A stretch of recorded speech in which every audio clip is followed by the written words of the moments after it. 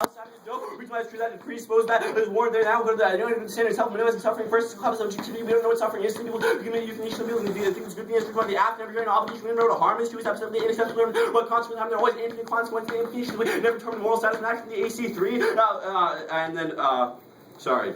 Now we're going to say I'm recording now, so I've already answered. So there's no warrant why consistency matters, and you can turn it if consistency is true, then you have the Constitution. Constitution always more consistency applies the same objective rules in every single situation. You know what discrimination clarification like the Supreme Court now. You go to the goes bath argument first says this would be it says human equality is basically any more so than that. You look at the NC always says as far as the Constitution exists, to stop the government from violating individuals. Furthermore, goes bath it just says we all have to be over here. There's not anything you can obligation now. Recast analysis, you cross up the flow negative, same record or the good analysis. Good is absolutely terrible to describe the kind of we have such code. No reason why policymakers have to act away from minds. It's not. If policymakers should just euthanize their whole population to stop it or benefit for the long term, that's obviously not moral. For that, it's not intuitively bad if you look at intuition and you truly reject that from the NC is always more good because policymakers exist, the Constitution, legislative policymakers in different CDS. That's the reason why NC always links harder than good analysis more consequently because policymakers are considered faster than the Constitution exists. Without the Constitution, there never be policymakers. So the NC comes first on every single word of the AC. He can never determine an obligation. The after rounds breakdown really simply. NC is the only place you get an obligation. You don't. AF is insufficient to affirm. Okay. So you made an argument in the NC that the Constitution means that rehab has to go to the states. But do you concede that Pell Grants are a federal program? How can we return Pell Grants to the states? Okay, you made an argument that the NC co-opts the AC because you can value rehab and retribution equally. And you made an argument that the Constitution means that we have to return rehab to the states. How can we do that with a federal program? No, my argument is that federal programs are not obligated. Wait, you said that if we value rehab, this is not a state's counterplan, Adam. The thesis of the NC is that obligations for criminal justice and any policies, including Pell Grants, are left with the states by the Constitution. The federal government cannot be obligated. How can Pell Grants be left to the states? It's a federal program. No. My argument is that the federal government can do it. They even should do it, but it's not obligated to do it. Wait, what's the difference between should doing and being obligated? I probably should not beat up my brother when I get home. My parents would probably say I'm obligated to. Like, I don't consider myself obligated not to. Okay, so what is your advocacy? That the Constitution obligates we treat them equally, so I'll defend. How do we treat them equally? That we value them equally. I'll defend a world in which rehab and retribution are valued equally. How do we simultaneously rehabilitate and punish retribution? Well, you don't define value in the AC, so there's no reason to Why do I have to define value? I'm asking you. I'm explaining, Adam. Don't cut me off, because in order, you say we can't do both value and retribution and rehab at the same time. There's no reason that value means we have to do them both at the same time, right? My argument is purely that in the negative world, we value rehab equal to how we value retribution. That can mean that in half cases we do rehab, and in half cases we do retribution. Let's talk about the Reddy evidence. Sure. What does that say? So, Reddy says the Constitution explicitly leaves the responsibility of criminal justice to the individual, not the government. Wait, what was the argument? The Constitution explicitly leaves the responsibility of criminal justice up to the individual, not the government. How does the individual take up the responsibility? By individual, it refers to individual actors or state actors or stuff, like not the federal government, which is the actor in the case. Okay, so all right. It says the 10th Amendment.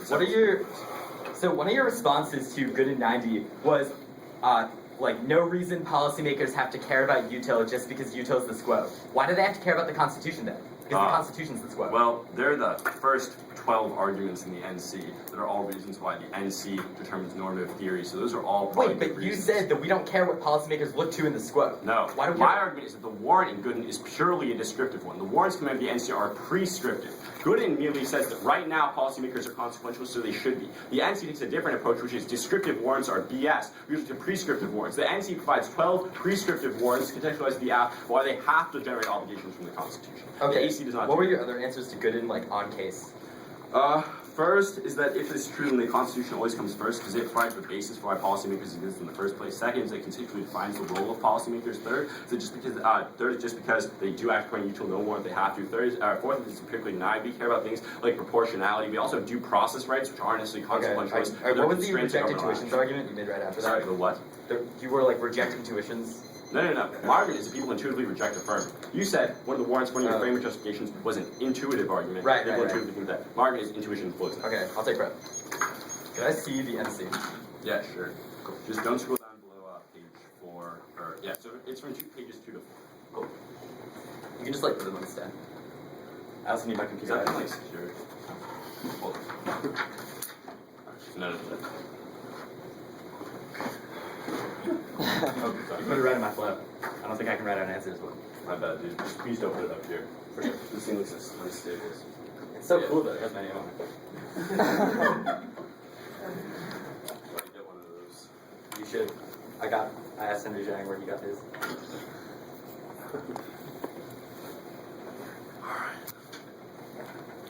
Can you just repeat back to me the answers I made on good? I forgot to write them down. I don't know if I want to, but sure. It was like, is that fallacy, and then like, Gooden's descriptive, and then like, NC comes first. Wait, why does the answer come first? Do I have to like repeat your warrants? You don't have to, right? This is the difference between obligated and should. I think you should repeat them. You're not obligated. Yeah, I'm not obligated, so I'm not gonna tell you. It's fine. So there is a distinction between should and obligation.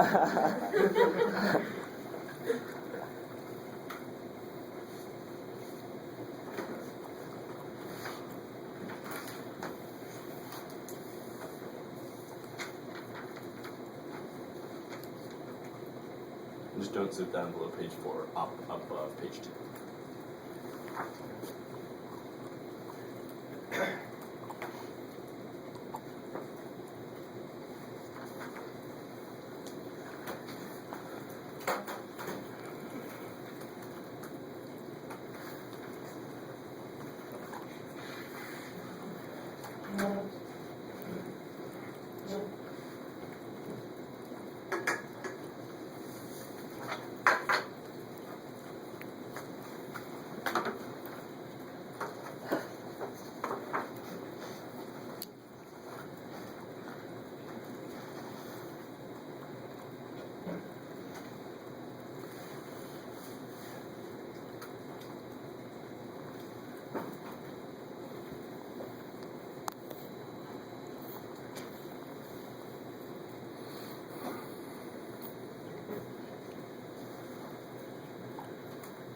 Okay, so I have 1:32 left.